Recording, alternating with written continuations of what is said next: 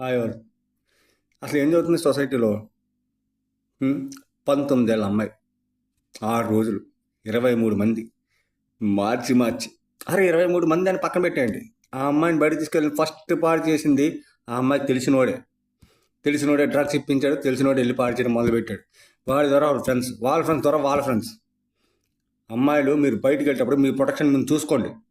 వెళ్ళేవాడిని నమ్మి గుడ్డిగా వెళ్ళకండి. మీకు అర్థం కావట్లేదమ్మా. మీరు బయటికి వెళ్తే ఇంటికి వచ్చే వరకు మీ పేరెంట్స్ వస్తుందా లేదని భయపడుతున్నారు.